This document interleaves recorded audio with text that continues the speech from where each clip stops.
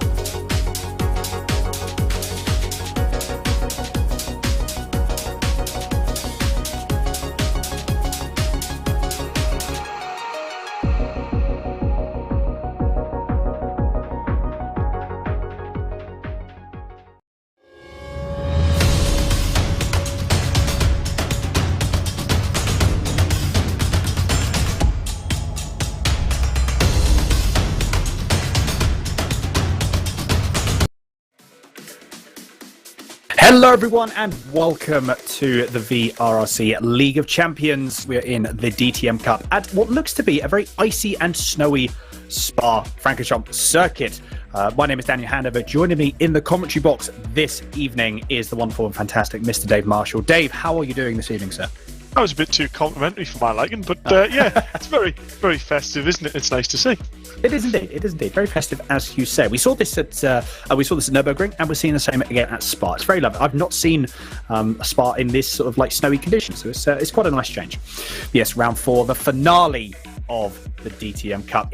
We've seen some incredible racing. I'm sure this will be no different. However, this is actually the longest track on the calendar. So we have Spa. It's such a big track. It's an amazing track as well. Fast corners, slow corners, medium corners, hairpins, you name it, Spa has got it.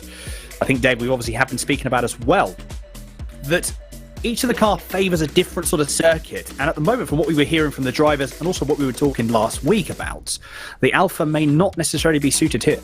Yeah, so that's been the big talk throughout this entire championship, hasn't it? You know, you've got the 3 cars. The Alfa Romeo, that's 4-wheel drive. The other 2 that are rear wheel.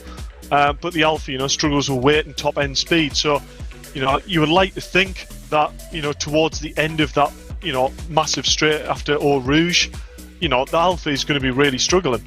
But that's not to say through Eau Rouge with the 4-wheel drive system, the likes of Mike Epps and that might be able to just keep his foot a bit flatter than the other cars and gain the advantage that he then loses down the rest of the straight. So, honestly, I think the cars could be more level than we expect, but it's one definitely to watch. And also, we've got to take into account the ballast as well. Mike doesn't have maximum ballast as he's held through the rest of the championship. Jack's now got maximum ballast, but I believe actually both of them have taken weight reductions for this round, which is something that we offer as VRRC with credit by weight reductions throughout the championship. So they have both opted for a 50% weight reduction on what they had. So Jack's down to 20 kilograms and Mike Epps, I believe, is at 17 or 18 kilograms. So it's definitely going to be interesting to watch regarding that. Well, very, very true. We're just looking at the timing screens here. Robin Walters, though, we saw this in practice. We saw at the start of practice he was already on the ball and he was really putting in some quick times. However, less than 2/10 away is Jack McIntyre, and less than 2/10 away from McIntyre is Michael Epps. This is going to be very, very close indeed. We also do have as well, going into this round, we actually didn't realise, we were just discussing it beforehand, weren't we, Dave? The championship points, the championship standings are actually incredibly close. So potentially race 1 or race 2, I mean, it could very well all be the difference. Similar to what we saw in the Porsche Cup in previous rounds, it could come down potentially to the last race. Yeah, it massively could. 5 points there between Mike Epps and Jack. 1 point between Robin and Jordan. And that's not to say, we're looking that Mike Epps might get Jack and Jordan might get Robin. This is a chance where, all it takes is Jack and Michael not to have the best run in race 2, and Robin Walters could soon see himself actually go up to first place. So the points are close enough that we could have a complete turnaround here. I know, and that gets me really excited. I don't know about anyone else, but that gets me so excited. Like I said, the Porsche Cup was the same. We didn't necessarily know what was going to happen realistically, until the last corner of the last lap, because it can all change, as we have seen. Some really good performances that we did see, obviously last round as well. Some really good racing, really close racing. Robin is racing, as we say, touring cars is what we like. But Dave, more so for yourself, because you understand the drivers more, you know about the drivers. What and who's going to be the person to look out for? Who's feeling confident? Because obviously I know you speak to them quite a lot. Who's feeling confident? Who maybe isn't necessarily feeling confident as well? We saw, like I said, some really incredible performances last round. Is it going to be something similar? We're going to see the same drivers up there this round, do you reckon? You know what? I think you've got to put money on Robin. He's been a driver who, over the championships, has been getting, a better and better hand on how it's run in the car feel. And, first 2 rounds, wasn't lucky, didn't go necessarily his way. Look at last round. He looked like the driver that was set out to win the championship, to be fair. And he's come in, time practice, he's yet again top of the timing sheet. So I think if we didn't say Robin Walters is the favourite for this round, it would be a bit foolish, but the likes of Jack and Mike, them are still going to be there. Max Edmondson shown really good pace as well, and Jordan Brennan, who is notoriously leery to drive, gets it very sideways, great to watch, but you can never rule him out either. No, this is very true. Like I said, it's definitely not a one-horse race, is it? There's going to be some hard racing. We know that 100%. It's going to be really. I think it's going to be firm but fair, I think is probably the best way to say it. It's going to be clean. We know it's going to be clean. We have seen some, like I said, some of the racing we've seen this way. And the stakes are even higher. That's the thing. The stakes have got higher every single round, which all sort of builds up, and all the tensions have built. Like I said, we're going to see those clean racing, those really, we're going to see some amazing moves again. We have seen. It's just, there's going to be so much that's going on. I fear, Dave, that we may be a little bit, it's going to be a bit of a struggle to catch up with it all.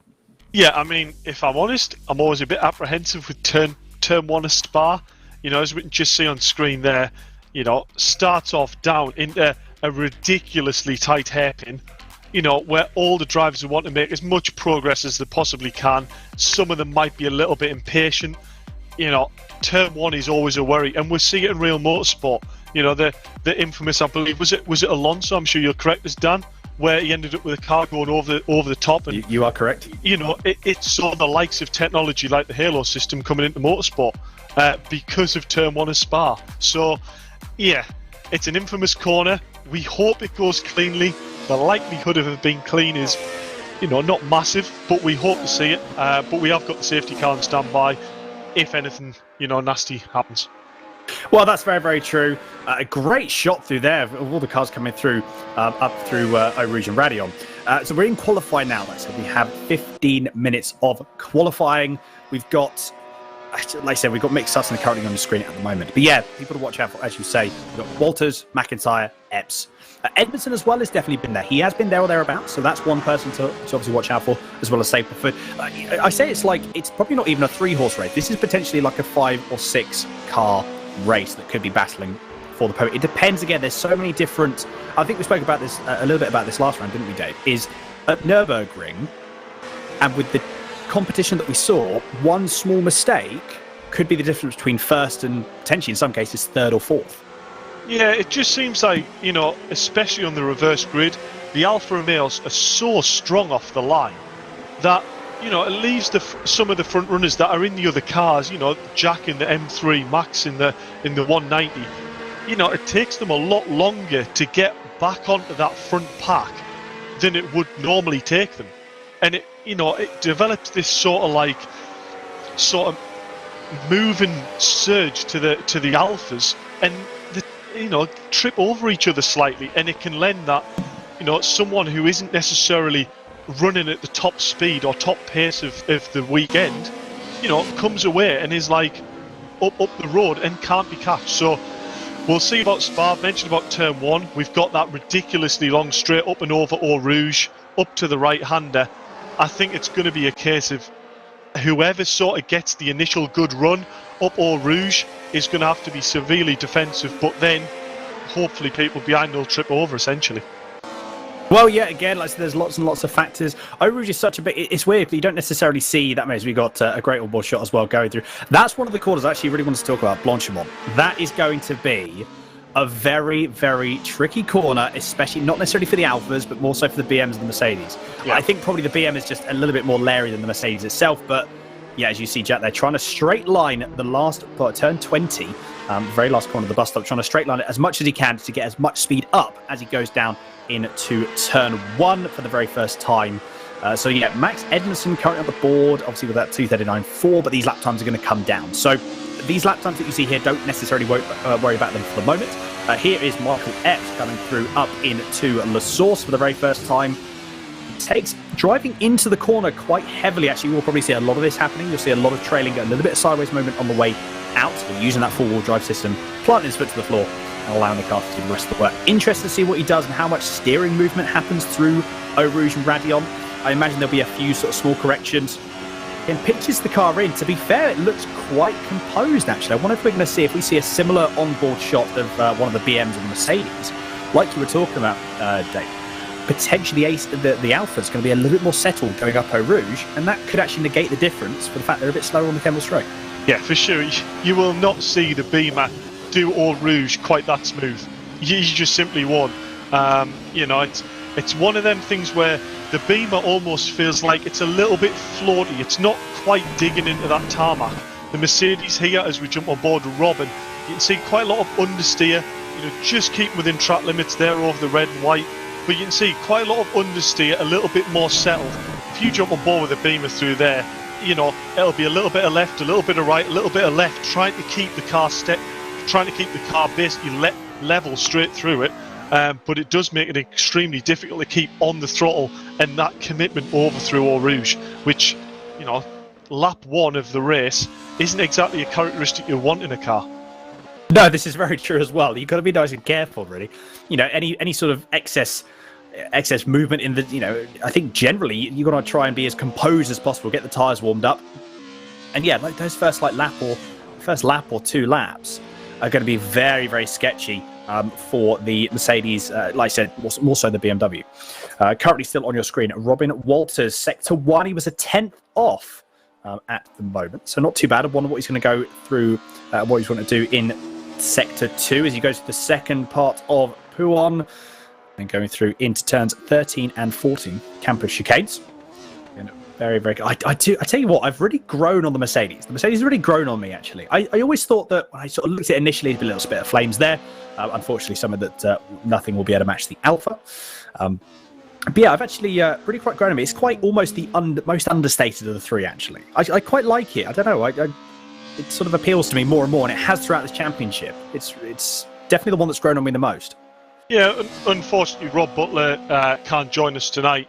But I believe he actually had one, and he said it was one of them cars that, you know, they looked relatively standard in road spec, and they're doing a race car. I think you'd agree. They're not, other than that massive wing, they're not shouting out that it's a race car, really. It just looks like a 190. As we see there, that's exactly what I was on about. You see Jack getting very squirmy through the Eau Rouge there, trying to get the best run possible down the straight. He might actually just be close enough to Max Edmondson there to get the slightest little bit of tow there.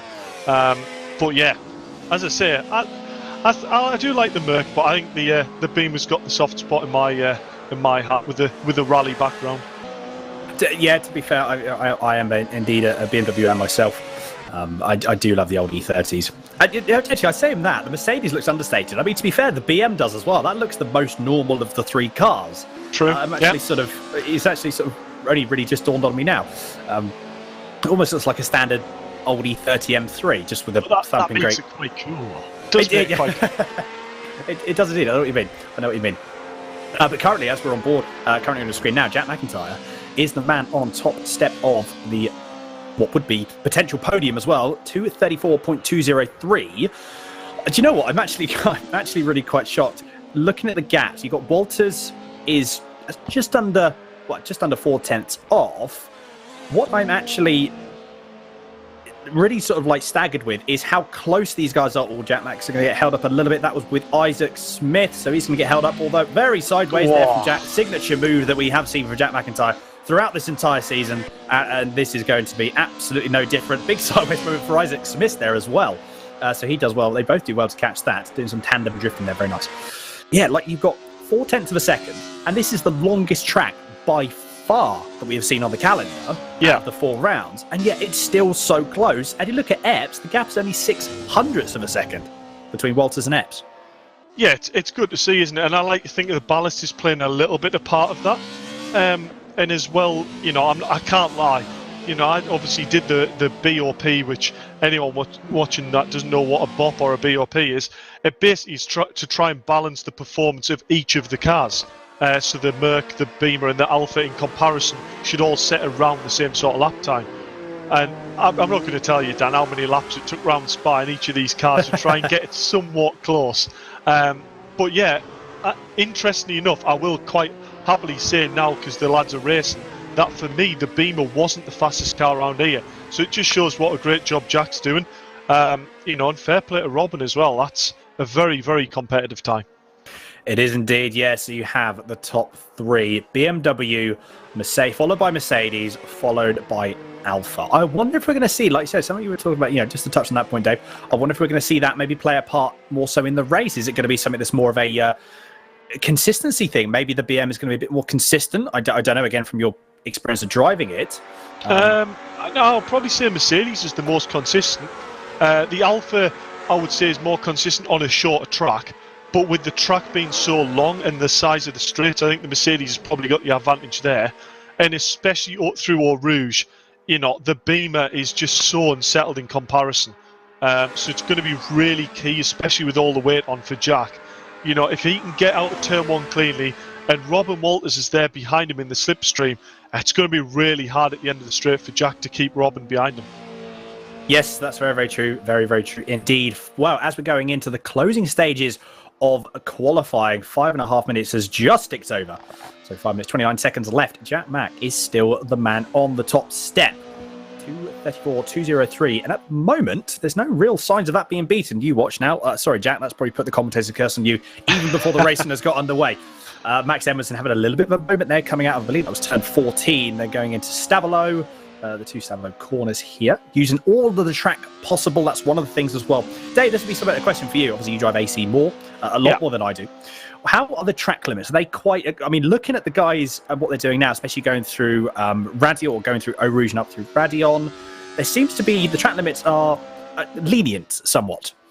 Yeah, to be fair, you might say they're lenient, but to be fair, they're just what they are in the majority of the championships in real life. The white line marks the edge of the track, unless if there's a red and white curb, in which that's an extension of the track limit. So as long as they've got one wheel within that red-white curbs, the lap's legal.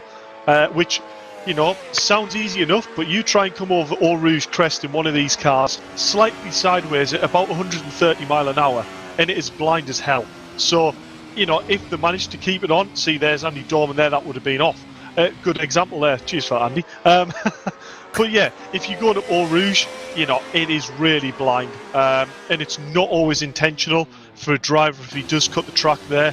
That's what he was trying to do. Quite often than not, he's just slightly offline or the car is unweighted slightly, not where he wants to go, and he just can't get the car quite within track limits.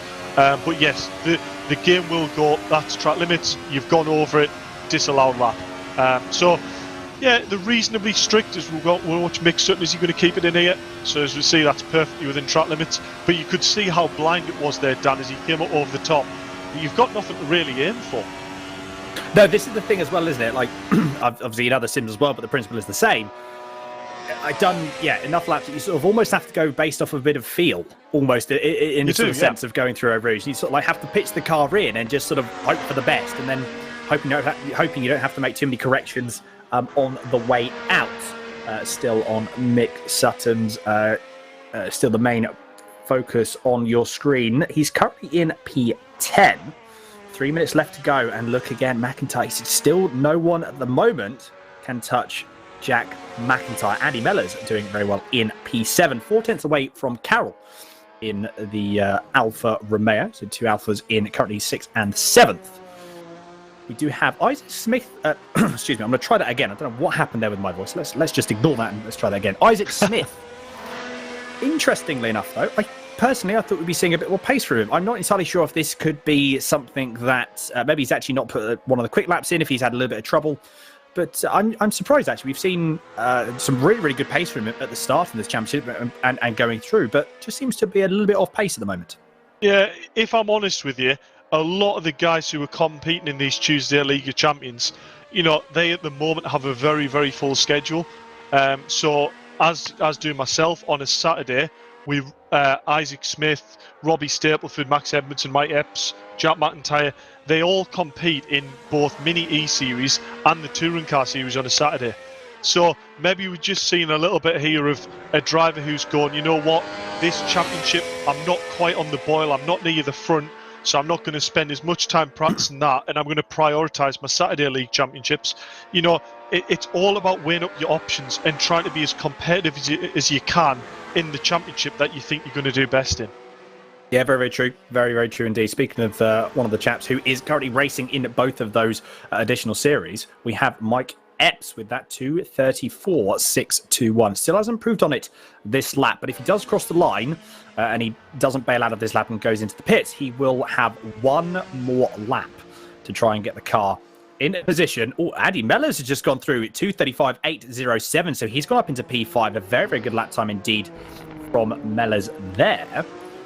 I was actually, again, going through like Blanchimont, the Alfa just looks so composed. And he's going, okay, so Mike Epps has gone to the pits. Could that be, I'm guessing, and that's the end of his qualifying, because he won't get another lap in. So he's already settled for P3. Maybe, again, he's just got to the stage where he knows that there's not really much left in that car at the moment, in qualifying trim anyway. And he sort of called it a day. Surprising there. I thought he'd at least give it a go with another lap. Yeah, maybe it was just, I don't know, miscalculation of fuel there, maybe.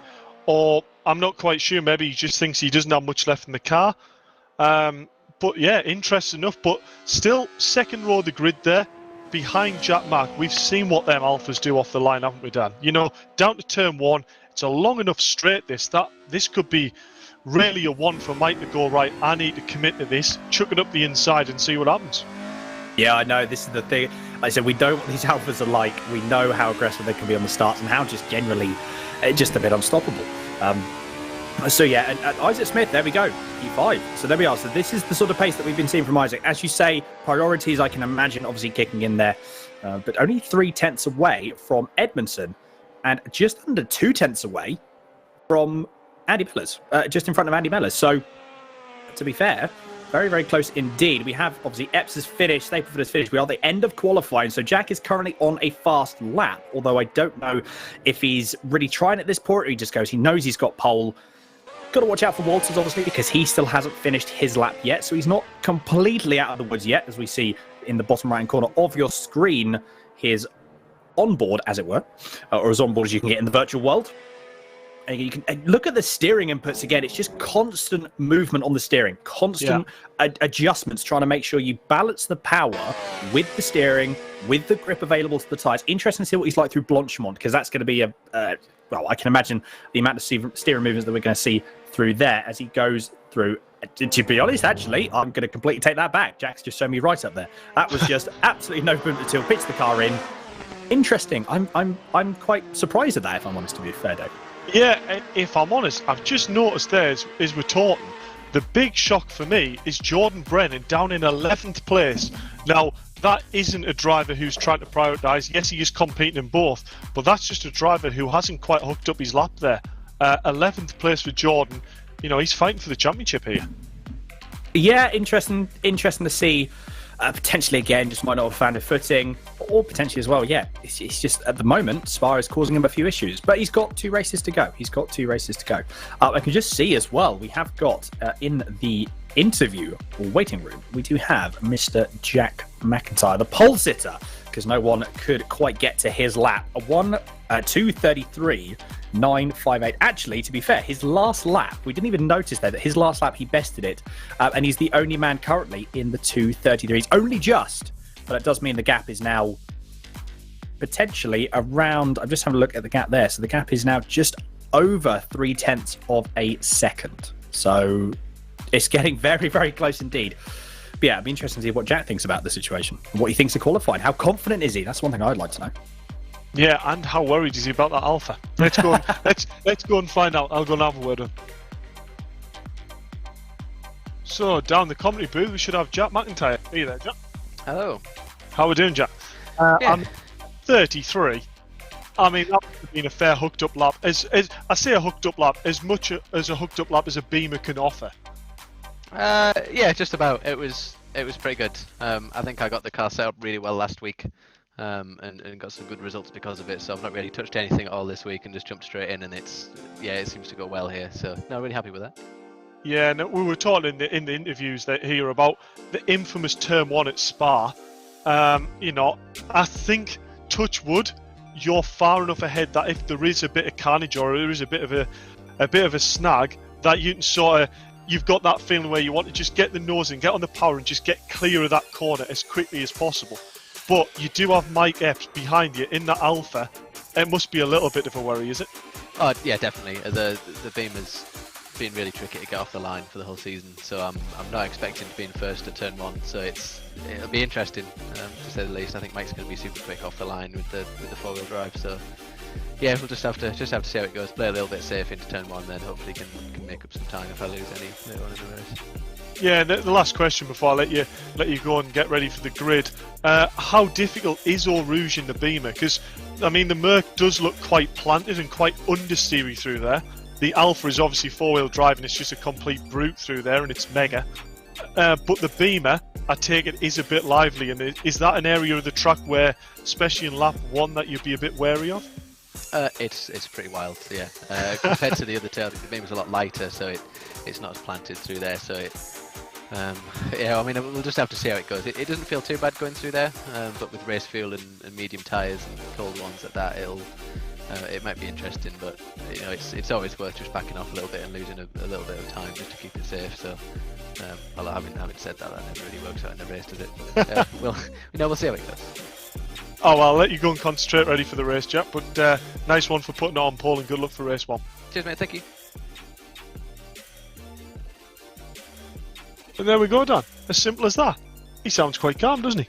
He does, actually. To be fair, I was looking at it. I was hearing it. It was like there was no nerves at all. It was just sort of like, yeah, cool. It's gonna be good fun, enjoying it. Alpha's gonna be a bit quick, but we'll work with it.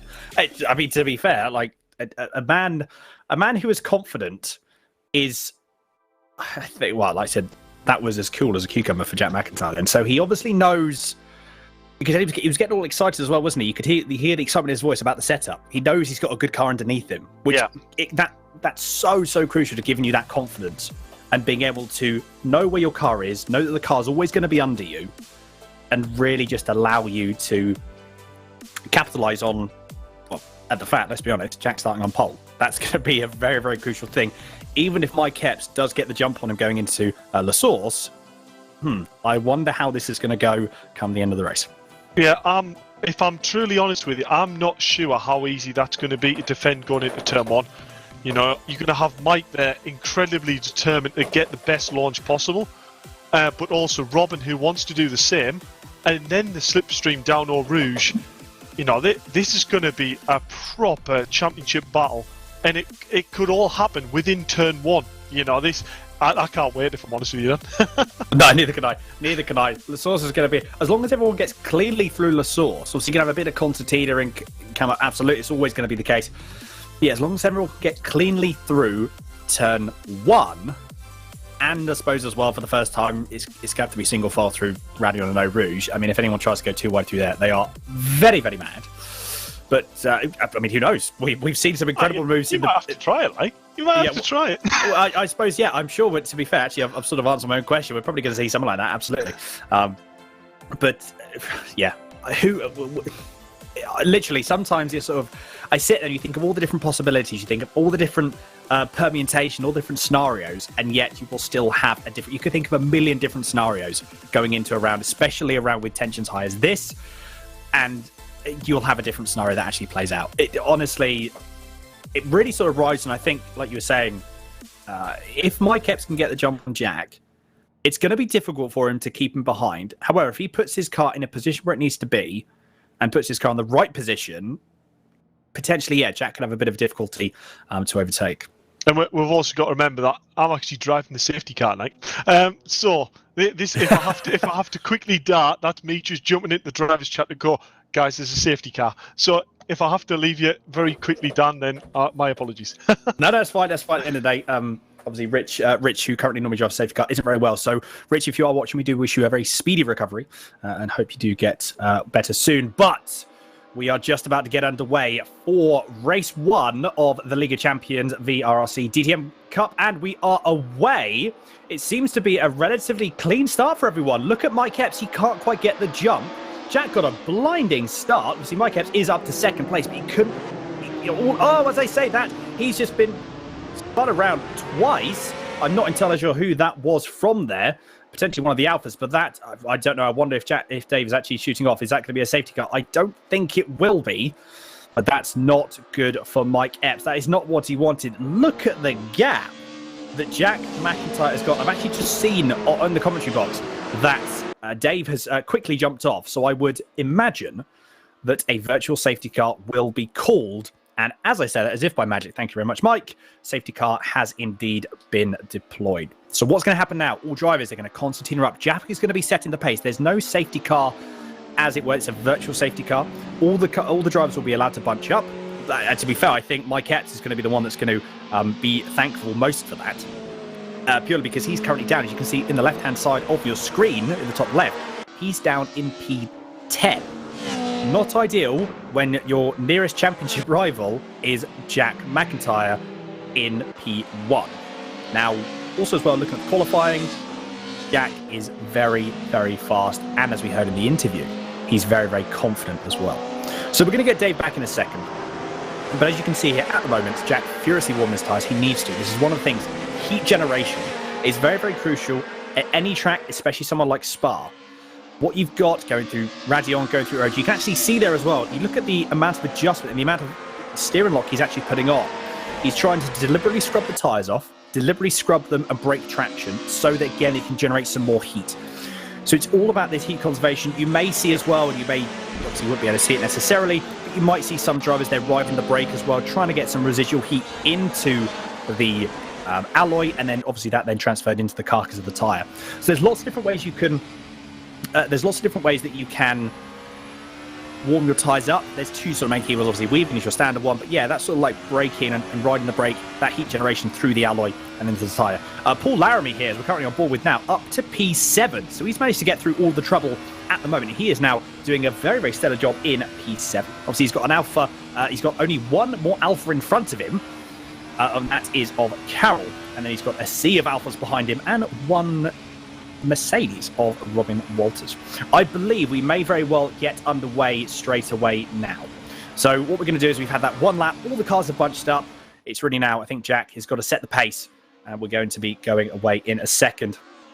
As I'm just having a look on the screen, he's bunching everyone up. You see he's going to probably try and cut back as much as he can going into turn 1, and off he goes. This is it now. All of them going through for the restart, and look at the gap Jack has got. He's already pulled. I mean, that's not on a second, but going through. So an absolute perfect restart from him, and he's done exactly what he needed to do, and he is now just gone. The gap is already over a second, and they didn't actually even get to turn 1.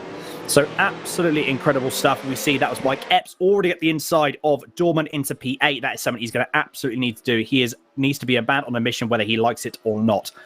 So whatever he was giving through, it looks like potentially going wide. Look, that was going to be too wide going through. Great camera shot there going through, as you can see, up Eau Rouge. And that is just, again, a sea of Alfa Romeos currently being led by Andy Carroll, currently of the leading Alphas. Jack McIntyre, look at the gap, 1.7 seconds. Oh, bit of sideways action. That looks to be from Jordan Brennan, Robbie Stapleford. They're going to go side by side. Apologies, that's actually Isaac Smith and Max Edmondson, I believe that is. Great move by there, Max. This is jumping now, Dan. Oh, there we go. We do have Dave back. We have Dave. How was that? Obviously, safety car was called. I saw you dart off, so I assume the safety car was called. Yeah. But what a restart from Jack Mack. He just absolutely did exactly what he needed to do. And I mean, if I was Mike Epps at this point, I wouldn't be best pleased. Yeah, that was just very much a case of You know, Jack had obviously decided in his head when he was going to go, and it's very hard to read when a driver's going to go, to be fair.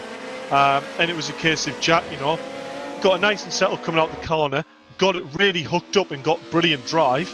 You know, by the time Isaac or Max realised it was ready to go, they got on the power, lost the back end, and it was over really. But Jordan Brennan, from I believe 11th on the grid, has got himself up to 4th place. I know, very, very good stuff indeed. Look at, I was just saying, look at Paul Larimer, he's up to P8. So a very, very good drive from him at the moment. So he, like I said, he's got 1.2 seconds as well to Dorman. So at the moment, he's not really being challenged. Whoa, that was a big moment from Isaac Smith, and he's now dropped back, potentially one. He's actually dropped 2 positions, so he's now down in P5. A struggle, that was a big, big shame. That was coming out of turn 15 Stavolo, that was, so not ideal. But he has got the car going, he's kept the car going. He's just in front of Carroll, who I think was potentially going to be pressuring him a little bit, but this is where the Alpha does drop off a little bit, hasn't got the pace. Although, as I say that, he's still back bumper, almost 2 cars becoming 1 at this point. Is he going to try and make a move coming up the inside of the bus stop? I don't think he is now. He's just a little bit too far away. This is where I think potentially he could have a little bit more front end push understeer of the Alpha going through Blanchemont. So that could have been why the gap was a little bit bigger there. Jordan Brennan, as you say, P3, doing very, very well indeed, up to a podium position. But yeah, Robbie Stapleford not too far behind him at this point. So, actually, apologies, I don't know why I said that. Max Edmondson, obviously, with Jordan Brennan not too far behind him. There's a little bit of a gap, 0.8 of a second between Brennan and Stapleford. But this, at the moment, this is potentially, is Andy Carroll going to have a look? I wonder, this is where the speed difference comes into its own. This is where we're going to see potentially Alpha now drop back from Isaac Smith. Oh, that was very, very close indeed. Wow. This is the move for Jordan Brennan. It is going to be, isn't it? Wow, what? He's already done the move, Dave. He's already done it. Will that backfire, though? Will Max able to tuck back and get in the slipstream and go for a late lunge? I don't know. No, he's going to sit behind. He's sitting behind. Well, I think, to be fair, that was Andy Carroll going to have a look down the inside. Andy Carroll is not giving up this position. He wants P5. He wants that all-important top 5. And at the moment, he's really, really gunning for it, although this is actually playing into the hands of, look at that, Mike Epps already up to P7, and he's really motoring along at this point. What Mike Epps needs to do at this point, he knows, obviously, he's experienced enough, he knows, we all know, everyone that's watching as well knows, he cannot afford to sit behind anyone for any period of time. It has to be, any moves to be made, has to be made there and then. There is no... you can't sit there and you can't really think, oh, I've got a couple of laps to really work out where I'm quicker, where I'm slower. It has to just be a quite, not aggressive move. That's what we don't want. An assertive move, I think, is the better way to put it. Assertive is a very good word to use for it. Yeah, it has to be, I've put my nose at the inside, I'm going for that gap, don't try and close it off. It's about progressing through the field as quickly and as positive as you can, really. You don't really have the time to waste if you've got the speed over the guy in front of you. You need to just get the job done. But I'm not taking credit where Andy Carroll is driving phenomenally. Isaac hasn't really, dropped him. Andy's there. Mike can't get past. It's a great drive by him so far. It is indeed. Yeah, I'm just having a look as well. When you look at track position, I mean, look at Jordan Brennan. He's not that far up the road, if I'm perfectly honest. And he's actually going to be hassled potentially by Max Edmondson going into the bus stop. They're very, very close indeed. We've got Max Edmondson, Jordan Brennan, and Stapleford and Smith going through. Is he going to make a move up the inside? I think he's going to go and try and do it. He doesn't. He then pulls back in, decides not to do it. Although that was Isaac Smith up the inside of Stapleford. As we see Mike Epps get past Andy Carroll there. I don't think there was much of a fight with that. Andy Carroll, again, just trying to retain as many positions as he can. Potentially what's going to happen as well, if Epps is going to want to move through the field, maybe it was one of those things where I think Carroll sort of let him through, see if he can catch up with who's that in front of him, Stapleford, and then slow the guys down as they're battling to try and overtake, and then potentially make a move. But no, a very, very good try from Carroll indeed. But yeah, Epps can see Brennan. Epps can see P2, and the gap is not that big. He's got 11 minutes left. Plus 1 lap as well. This is the other crucial thing. Around here, around Spa, obviously you've got a 2-minute 30 lap, or 2-minute 40 lap. Whoa, no, that was Jordan Brennan. Whoa, that's going to be so close. How? I don't think anyone hit him. Mike Epps. Oh, no.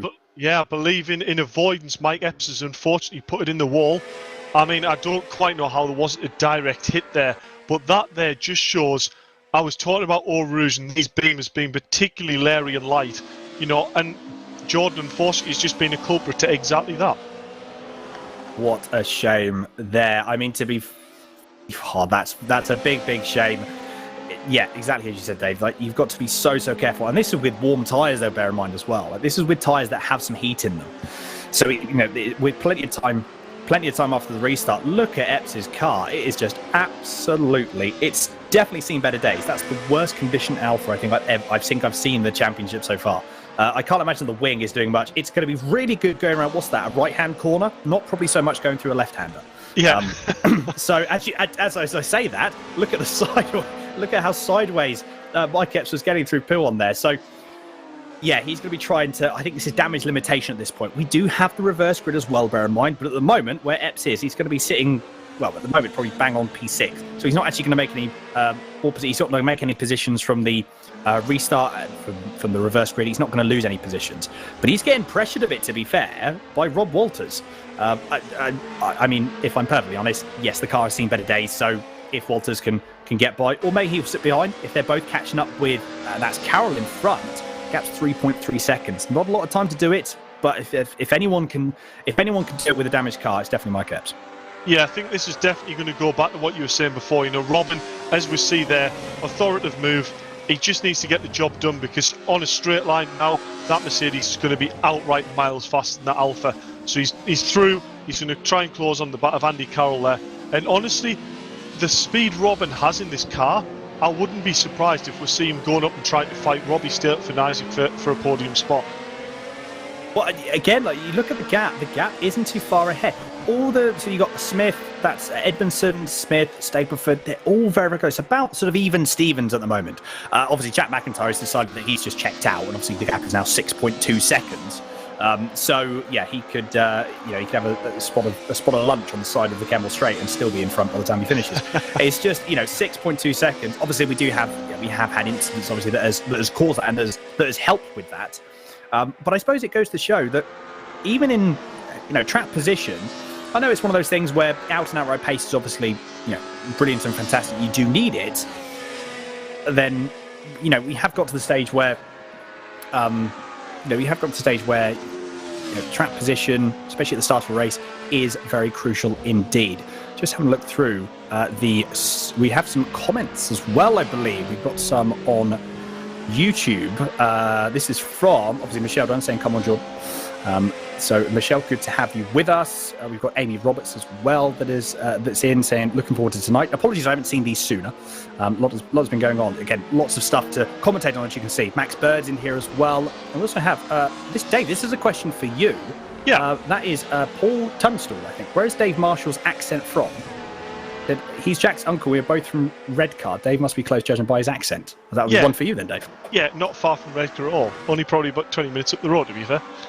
So I come from Seaham, so another coastal town. But yeah, not far at all. Not far at all, basically. Coastal boy. Well, there we go. There we go, Paul. Well, there we are. A small world indeed, isn't it? I think that's one of the things, like, I'm always shocked at, is just how small the world actually is. It's really, really, excuse me. It's really quite staggering. At the moment, looking back on the race, and this is Jordan Brennan, damage limitation at this point. He's only a few tenths away, a few car lengths away from Paul Laramie in the Alpha. So BMW versus Alpha. Whoa, that was very, very close indeed. And I was just about to say, that is how an Alpha should look. That is a rather immaculate Paul Laramie Alpha there. Great drive by Paul, to be fair. He's kept it clean. He's keeping it on the road, and he's putting Jordan still under pressure here. So great drive by him as well. Yeah, absolutely.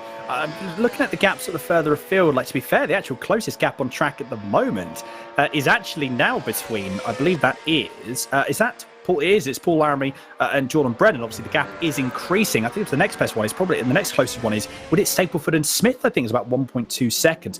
It's all sort of, this is one of the things as well you do have is, when an accident, especially like that, happens, obviously what we saw with Brennan, it can either do two things. It either bunches all the field up, or it can potentially extend the field a little bit further apart. And obviously, like I said, Jack McIntyre extending his lead even further with a 6.8 second. In the space it took me to say that, it went from 6.7, it's actually gone to 6.9. So, yeah, like I said, Jack McIntyre just doing exactly what he needs to do with just under 6 minutes left to go. Look at it's almost the entirety of the Kemmel Straight at this point is the gap.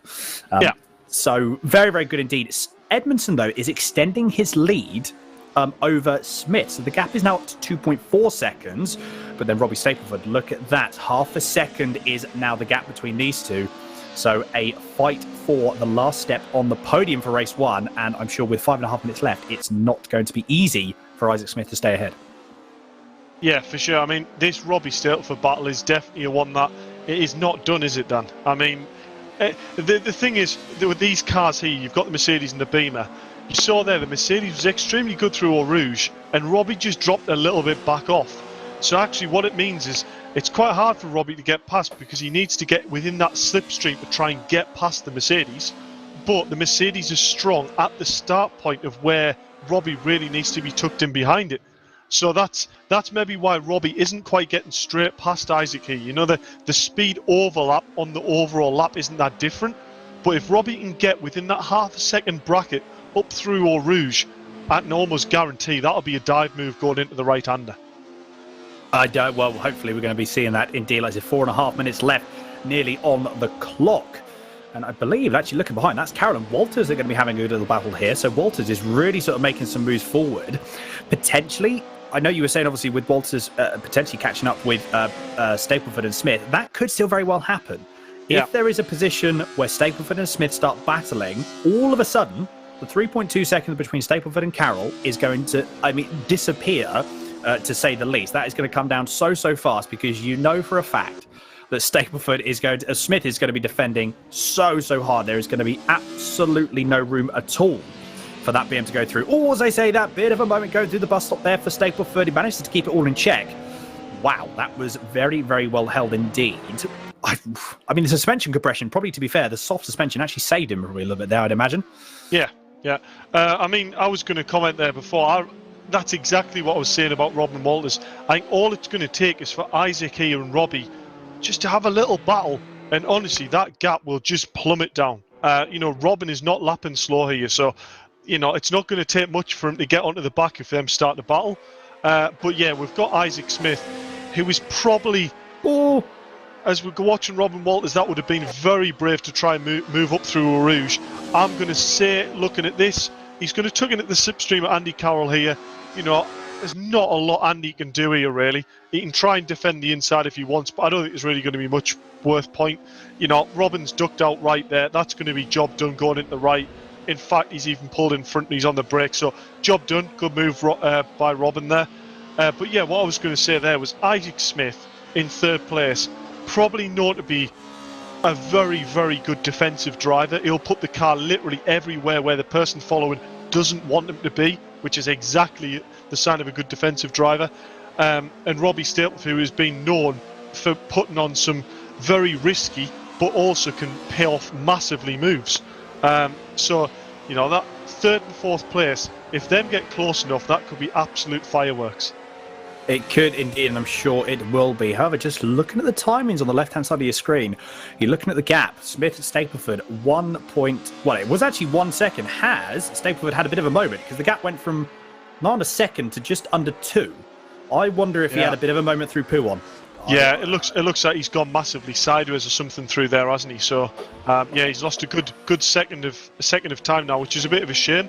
It maybe looks like maybe won't see the battle we're thinking we're going to see. But saying that, Robbie might probably have the bit between his teeth now, and he might be going for it. Well, potentially. I mean, 2.2 seconds. I suppose we've got 2 laps left as well, by the way. So we'll have one extra. Yes, we will have 2 extra laps. We've got this lap coming, which is Jack McIntyre is on around about now. He'll be crossing the line, and then we'll have one more lap after this. But yeah, this is going to be very intriguing indeed. As you can see at the bottom right-hand corner of your screen, Jack McIntyre starting the second to last lap. Isaac Smith dropped to 4th place. Robbie Stapleford up a position. You know what? In fact, there's Robin. There is Robin on the back of Isaac Smith now. Oh, bit of a tap. That was a bit of a tap. Another bit of a tap there. Oh, Robin Walters wants this position here. I'm not entirely sure what happened. I was too busy looking at Jack McIntyre going across the start-finish line. I didn't actually even notice. And we see that's Mike Epps in the pits. Mike Epps has gone in the pits. He's had enough. Wow, that's something I didn't expect. Yeah, I just wonder whether he's looking at the point scenario here. He's in 7th place. That puts him mid-pack for the reverse race grid. the reverse grid race, should I say? That was the wrong way around, wasn't it? I wonder whether he's gone, you know what? This car's driving like a pig. It's not really worth the points that I've got at the moment to chance being mid-pack going into the next race. So I wonder whether he's done a tactical pit, and he hopefully going to end himself being pole into race 2. Very, very true. We're going to have to see in a second. But at the moment, side by side, Mercedes versus Mercedes, Walters versus Smith. Who is going to be coming out, going through into Lecube? Or it is still Isaac Smith. So Robin Walters still can't quite find a way past at the moment, but he's going to have one more lap to try. He's also got the rest of this lap to try as well. We have seen Walters he wants this position. Isaac Smith doesn't want him to obviously have this position. So it's going to be a bit of defensive. That was a very big driving into the corner. Smith actually went a little bit wide there. Whether it was, I don't know, potentially catching, that was going through into Ravage, so potentially catching Smith off a little bit there, and potentially catching him out. The gap has dropped a little bit though, so a little bit surprised as to why potentially Walters was sort of driving on the inside, because he did compromise himself, I think, going through Ravage and then subsequently No Name. But yeah, he's got a little bit of push understeer then we can just see as well. I wonder if there's some, there probably isn't a lot obviously, but I imagine potentially something, maybe a bit of aero wake. I can't imagine these cars don't produce that much aero, but something to maybe consider as well. Yeah, I think it's probably a lot more to do with the tyres, if I'm honest. I think the tyres, this is definitely the longest and probably most demanding track on the tyres we've had. So I think it's probably, the tyres are probably dropping off the earth. And, we're seeing drivers here, as we see Isaac four-wheel drifting through there. The drivers, they're gaining advantages in certain corners where they're getting a good drive, and they think they've got the traction on the next corner, and then they have a big moment. So, they're definitely almost skating on ice, these cars at the moment. They're just trying to make the best of what they've got.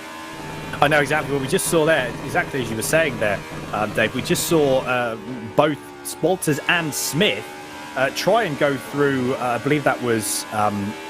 I can't remember what corner that was, the bottom of the track. They both decided to go wide, but at the moment, going through into the bus stop, this is side by side again.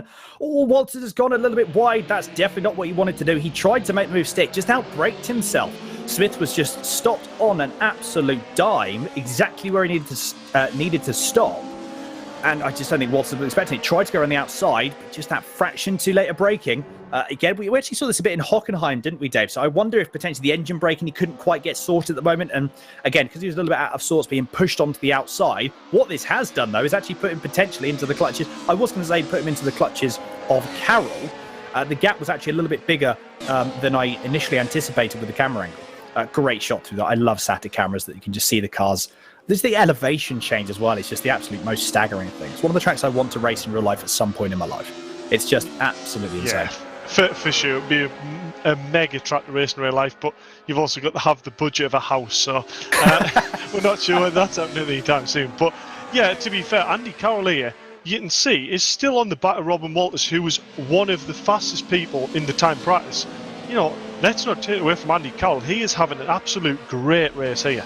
But yeah, as you say, Isaac Smith, he's just starting to pull a little bit from Robin Walters now.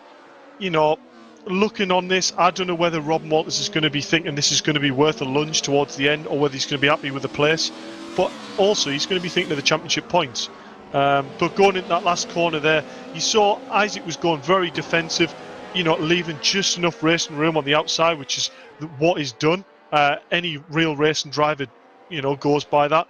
I don't even know whether there was actually a tap there, but yeah, it just looked like Robin Walters didn't get that engine brake and braked slightly later than Isaac. And Isaac stopped it on the dime. As we see, Robin Walters here, Isaac must have ran a little bit wide. He's going to have a look around the outside of Isaac there.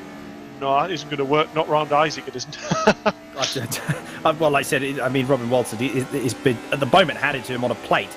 Sorry, I didn't mean to make it just a small squeaking noise there, but I was a little bit, whoa, again, here comes the squeaking noises. That was, again, you can just see the tyres, well, like exactly you were saying, Dave, the tyres just can't quite, they're really just, as you say, almost skating on ice. Walters has got a really good run coming down. Is he going to try and even actually make a move going through Blanchimont? This has to be it. This has to be it. He is. He's going to try and go around the outside of Blanchimont. How is this going to work? Too wide of all the corners to make it in the world. They're going to try and go through Blanchimont. Oh, that's a bit naughty from Isaac Smith, running him on the outside. That was a little bit too naughty. But look at that. Jack McIntyre does take the win for race 1. What a dominant drive for him. 12 seconds is the gap. That's absolutely insane. Fair play to him. Max Evanson in P2. Oh, that was, I can't remember what that looked like. Andy Carroll that was going a bit wide. But still a drag race to the line for that is Smith and Walters, and unfortunately Smith, well, I say unfortunately for Walters, Smith does take P4. That was a great race, that wasn't it? That was so good indeed. I mean, to be fair, and there we go, Jordan Brown looking at a very, a sorry looking car, currently in P8. A good recovery drive though, manages to keep it in. But look at Mike Epps, P9, and he's going to be starting on, I believe that is P3 for the reverse grid. Yeah, so I mean, we'll have to try and get a statement from him of why he pitted. Maybe the damage was too bad, or maybe his wheel wasn't pointing straight and it was just too hard to drive there. But he's ended up coming out into 9th place. Jordan Brennan as well. Them both need to really work together next race just to try and get as quickly through the grid as they can, even maybe help slipstream each other, because for all the championship rivals, that's going to depend on how quickly them get through to how quick Jack, Max Edmonds and Robbie all close that gap on them. I know. Well, like I said, we're not going to have very long to wait until we do find out. As that was, I'm trying to think who that was. Just bringing up there, that was Mick Sutton, I believe, just popping into the pit. We've got your result standings here. So yeah, Jack McIntyre, I mean, 12.1 seconds was the gap. What a dominant drive. I know he said he was comfortable and he had a good setup, but I didn't realise he was that comfortable. So really, really good stuff. Max Emerson taking P2. Robbie Stapleford in P3, the last of the podium positions, with just missing out is Isaac Smith, obviously in P4, and so very close, so near, but yet so far was Robin Walters, and the gap being, as you can see, that 188 milliseconds. So that was the difference between P4 and P5. Andy Carroll P6, Dorman 7th, Brennan 8th, Michael Epps in P9, and Andy Mellors in your top 10. Paul Laramie P11, and Mick Sutton in P12. I know we've got some quick. We've got the drivers. We do have, I believe. Yes, we do indeed. We have the top 3 in the commentary booth. But I'm going to have a bit of a mull over with Smith and Walters, actually. I'm going to have a bit of a mull over of that thing going through Blanchimont. I want to have a think about that, actually, to be fair. Well, I'll ask you with your thoughts when I come back from the interview. Sounds good. So we'll go down to the interview podium here, and we've got 3rd place, Robbie Stapleford. Dave. One of them races I think you probably want to do a bit more from where you were, but 3rd place, it's good points haul, and more to the point, there's some very big championship contenders that haven't finished very well in that race. Yeah, I got a decent start, and I knew I didn't have the pace anyway to battle Jack, so just plodded along and came over in 3rd. So yeah. Yeah, it's a pretty uneventful race for you. But I mean, going into the next race, have you got any expectations or any drivers that you go, I need to sort of finish ahead of him to try and keep my championship alive, really? Because I know it's very, very close between you and Isaac Smith. Just staying on track, and I'll come where I come, really. Yeah, I mean, one last question. I mean, I asked Jack this earlier. I mean, you've obviously driving the BMW. How leery is it through Eau Rouge? Is it as sketchy as it looks, or? It's not that bad, really. It's if you get it tucked in on the inside, it just goes round. But if you miss the inside, then it just goes all over the place. Game over. Yeah. Well, it's good to see Robbie. Good luck in going into race 2. Yeah, we'll speak to you hopefully afterwards. Yeah, thank you. On to our P2, Max Edmondson. I mean, what a drive from the start that was. I mean, you didn't let off the pressure, did you? I mean, yeah, made a mistake in a turn 1, which obviously led to a little bit of an incident, but apart from that, it was a bit of a clean race, just kept my head down, didn't make any mistakes. Yeah, I mean, it looked, and on the timing sheet, he didn't really have much to offer for Jack, but what's your strategy going into race 2? Are you going to try and work with him, or are you going defensive and going to try and, basically keep the championship alive? I mean, I don't know if I could do anything better in the championship, but it's always good to work with a faster driver and just try to get through the pack, isn't it? Yeah, I mean, I actually said it was between Robbie and Isaac, but what I actually meant was, between you and Robbie is very, very close. So I don't want to cause any battles there, but, it does matter. Right, anyway, we'll move on. Congratulations, Max, with the result, and good luck in race 2. Yeah. No more. And on to our winner, Jack McIntyre. Hello. I mean, you made that a bit boring for us, didn't you? I'm not sorry at all. Got a really good start. I don't know how. Just hooked it up perfectly. I've jumped the gear in for this week, so that might help a little bit. But yeah, got really well. And the safety car was a bit of a bummer because I had quite quite a bit of a lead going down into turn 2, but no, I managed to get a good restart as well, and yeah, just kept the pace up and kept it clean, and yeah, got the win.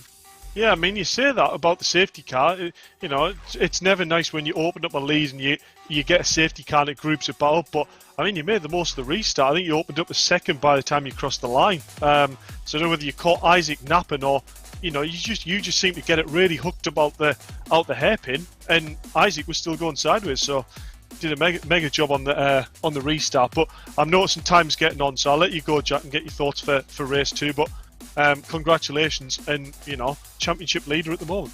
Cheers, mate. Thank you. Let's yeah, try and keep it clean. Spot on. Well, there you go, Dan. And there we go. Yeah, I mean, Isaac Jack just needs to, I mean, carbon copy what he did for race 1. It's going to be a little bit more difficult because obviously he's at the back of the grid. Yeah, but, definitely. Yeah, I mean, yeah, fair play. I had a little bit of a think. I think it was a little bit cheeky for Smith to run sort of just a little bit too wide at Blanchemont. I think personally myself, I was having a bit of a mull over from that camera angle. Anyway, it looked like I think Isaac Smith just was a little bit cheeky on running him off the road, or probably could have given him a little bit more, I think. Yeah, I mean, if I'm truly honest, that's probably quite typical Isaac. You know, very aggressive. You know, background in karting. You know, it's what they know of. If a driver goes around the outside, it's basically offending the driver. So, yeah, I'll let you take control for the start of the race anyway. That was good. Well, here we are just about to go for race 2 of the VRRC DTM Cup League of Champions, and we are away.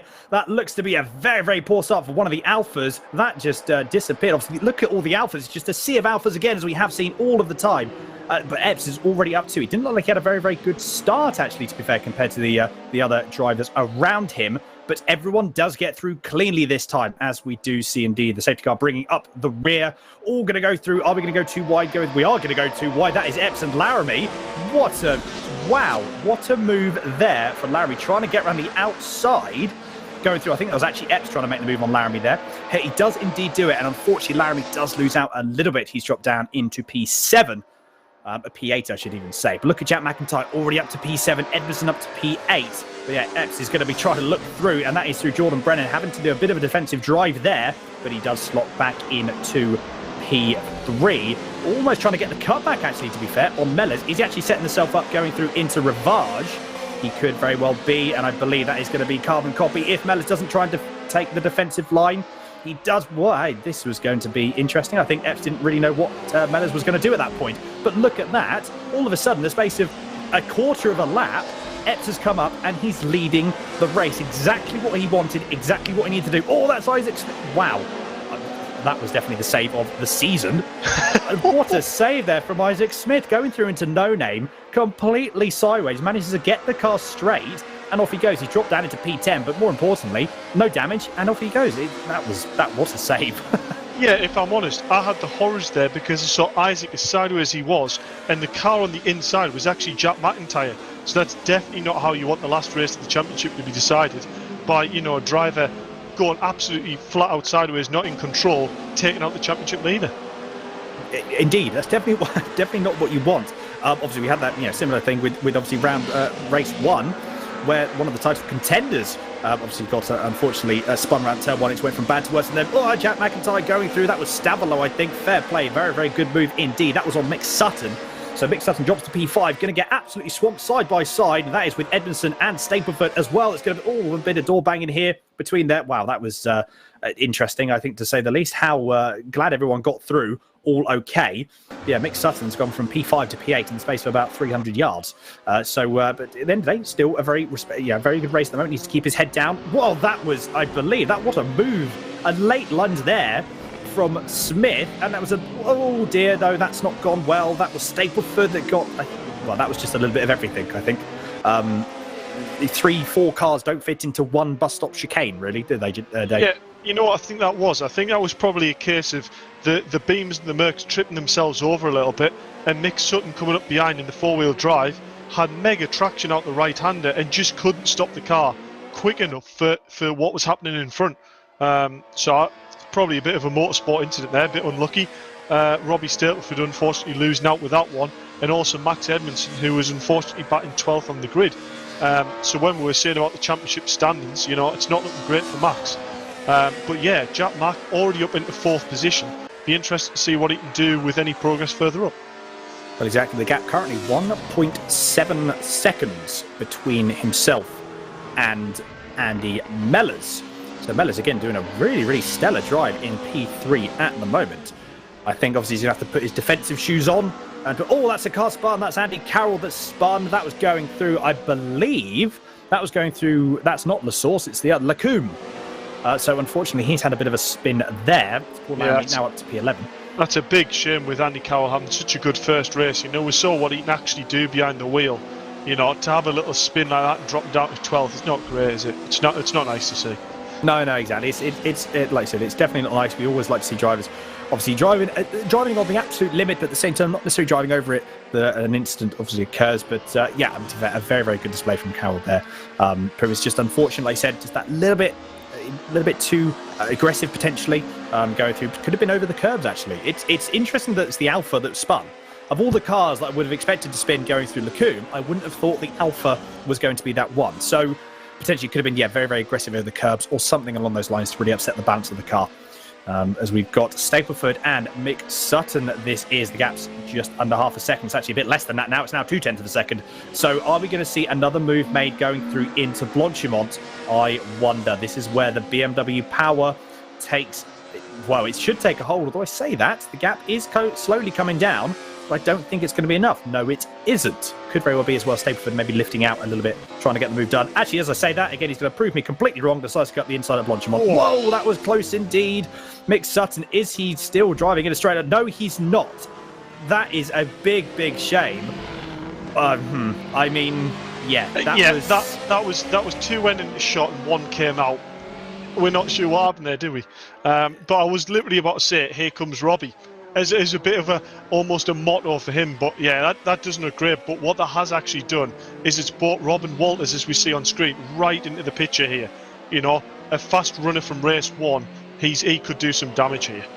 He could do indeed. He's already up to he's in P7 at the moment, and obviously not too far away from P6. Oh, this is going to be too wide going through. This is Jack Mack against Andy Mellors, and what a move there, Andy Mellors, to be fair. Look at how sideways. So this is the battle for podium position. This is not what Mike Epps wanted. Obviously, exactly what Jack McIntyre wanted. Both drivers very, very good. So between Jack and Andy, very, very good racing between those two. Very respectful racing. They just about gave enough room going through Eau Rouge. You know, I was saying that it was going to be single file going through Eau Rouge. Yep, no, completely take that back. Completely take that back. Yeah, I mean, I sort of knew when you said that. The nature of these cars and the difference in speeds at certain areas on track, it's inevitable that at some point we're going to get 2 cars trying to go up through Eau Rouge at the same time. But fair play to them. They were very respectful. They knew when to give each other room there, and you know, it worked out perfectly. Yes, it did indeed. Very true. But yeah, like I said, good respectful racing from both their drivers. Good stuff indeed. Walter still can't quite find a way past Stapleford at the moment, although he has got still 13 minutes left to do it. So I wonder if we're going to see moves be made there. And also Andy Mellors, not too far up the road. 1.4 seconds is the gap. I wonder if Walters is maybe sitting behind Stapleford, letting him catch up to Mellors. Obviously, they're both currently catching him up. The gap has now come down another couple of tenths. So I wonder if Walters is playing the long game here, allowing Stapleford to catch up. Maybe a little bit of battling also between them. And he's just going to slip up the inside unnoticed, hopefully. So we're going to see how that develops in the next few laps, I'm sure. Yeah, at the moment, Smith, actually, to be fair, Smith is being pulled along by Jack Mack. The gap between those two is 0.7 of a second. And I believe we do have the gap. I mean, McIntyre, he's making some moves. He's really putting in some very, very quick lap times. The gap is now 2.7 seconds to Jordan Brennan and is coming down. May not be as quick as I think he would have liked. Like I say, he's still got 12.5 minutes left to go. So all to play for still. All importantly, though, Epps is pulling away from Jordan Brennan, although not by much. And that's the all-important thing. He's not really pulling away from Brennan, which means ultimately he's not necessarily pulling away that much from Jack McIntyre. And this is now become a 3-way battle for P5. Though, actually, apologies, I said that. Oh, no, it is Robin Walters. Sorry, apologies, top left. Yeah, Robin Walters. This is battle for P5. Andy Mellors, again, he's got to put his defensive driving shoes on again. I want to... Oh, a little bit wide going through into La Source. That's not going to hurt. That's going to hurt his chances, definitely. But Stapleford, though, can't. Again, we just see that Alpha dominant traction just absolutely working to a T there. Even if you get it a bit offline, boot full of power, off you go. Yeah, I mean, the Beamer there as well, let's face it, wasn't exactly hanging around, was it? It dropped that Mercedes there, but as you see, look through there, you know, Mercedes a bit more planted, and this is this closing speed I was on about at the end of the straight. He's going to be having a look, and he's going to be going, is Robbie going to try and make a move? If not, I'm going to have a look. In fact, this is what the worst scenario. You know, 3 drivers trying to all get the same overtake done before the right-handers. We see Andy Mellors there completely miss his braking point. It may be actually distracted Robin Walters as well. Let's hope Andy Mellors doesn't come back on the track, which he hasn't. That's nice to see. But yeah, Robin Walters there, I think just got a little bit out of control there, looking at Andy Mellors miss his braking point, and it's just allowed the gap between him and Robbie just to open a little bit again. Yeah, I'm wondering actually, to be fair, like the nature of, I mean, it didn't look like Mellors braked at all. So I wonder if he had potential hardware failure. Again, it's something we have seen, unfortunately, in these championships. It does happen as well, almost like real life. You know, real life driving, you have mechanical failures. In the real world, you do potentially sometimes have hardware failures in the sim world as well. It is a very big possibility. Probably not as common, but it can happen. So hopefully, it all gets resolved soon for Mellors. But I mean, you'll back me up here, Dan. It always seems to happen at the worst time as well. Yes. Like it never happens when you're not trying to get your lap times down or, you know, try to do anything like that. It's when you brake and going into a chicane and there's a pack of about 16 cars in front of you. Yeah. You know. Well, it does. It just always happens at the worst time. Or as we see there, Robbie Stapleford getting very sideways. Robin Walters is going to definitely have the run, but he will be perfectly aware that if he tries to go around the outside of Robbie here, there won't be much room given. But he's going to try and go around the left. Are we going to see roles reversed here? Well, we might do indeed. Oh, that was a bit. We got some room there. And look at that. Walters makes the move. Done and dusted even before Blanchimont. Are we going to see Stapleford going to come back? Is it going to be last and late breakers? Walters has gone defensive, but not enough. So Stapleford's going to try and go up the inside. He doesn't quite do it, although it looks like he nearly missed his braking point. I thought he was going to go sailing into the back of Walters then, but he does get the car stopped. I do feel sorry for the engine there. That must have been absolutely bouncing off the limiter, piston shooting out the top of the bonnet there, trying to use the engine braking to slow the car down. If we got here further down the field, this is Dorman versus Sutton, Alpha versus Alpha for P8. These guys are having a bit of a ding-dong, which is really good to see. We've got battling all the way through the field, which we do like. Do you know what? Robin Walters is just, at this point, he's checked out. He's already set 6 tenths away from Stapleford, so he's a man on the mission now. He's got 9 seconds left. He's got to try and get 5.6 seconds. I mean, realistically, you've got Isaac Smith, not a slow driver by any stretch of the imagination. The gap is going to come down. We have seen Walters do some very, very good lap times indeed. Although, is it going to come down by 5 seconds? Potentially not. But at the moment, the battle here, look at Jack McIntyre. He's already on the back of Jordan Brennan. More importantly, though, we have Mike Epps is a little bit further up the road. So, Jack, you can see the concentration on his face. Look at that. Is a man, the red mist I don't think has quite descended yet, as we saw potentially at Nürburgring. We're seeing a bit more of a smoother driving style here from Jack, as much as he is wrestling the car. I definitely think that, Nürburgring was the most aggressive I've ever seen him drive, to be fair, Dave. Yeah, I mean, there's definitely no red mist there. I mean, look at the blue on it. I mean, it is very much a case of he's driving very much within himself, driving within the car limits, and you can see Jordan struggling. I mean, look at how sideways he is. He's just going to bide his time, 8 minutes left of the race, and he's going to go, you know what, I'm going to wait for a chance of when Jordan goes sideways, just put it up the inside, but actually he's going to try it around the outside, going at the left-hander. Yeah, he's just had to back out of that because that was never going to be a move that was really going to pay off. But you can see this is where it's maybe just worth Jack just trying to back off a little bit and let Jordan, psych himself out a bit, realise, Jack's right there, he's going to make a mistake, and then Jack will be through. But instead, they're almost just tripping over each other slightly here. I mean, not that Isaac's close enough that he can really take any advantage of that. But as we see, it just meaning that Jack's having to work very hard with being so close to the car. He is indeed, yeah. We see Brennan as well going a little bit of a defensive lie going into Blanchimont. That could just be actually a line thing about. Oh, they both go very, very wide. That was close indeed. They're going to go side by side now, potentially going through the bus stop. Is Jack Mack going to try and go around the outside? I think he isn't, but he has allowed. How is Brennan keeping this car in? Well, he's not really keeping the car in a straight line, but how is he keeping it from spinning? I think is the better way to put that, because he is just absolutely driving the wheels off of that car, trying to keep Jack McIntyre behind. And he's been successful so far. Mike Epps is sitting there going, you crack on, chaps. I'm just going to sit and clear off into the distance. He has indeed. The gap has come through to 3.1 seconds, so it is going up.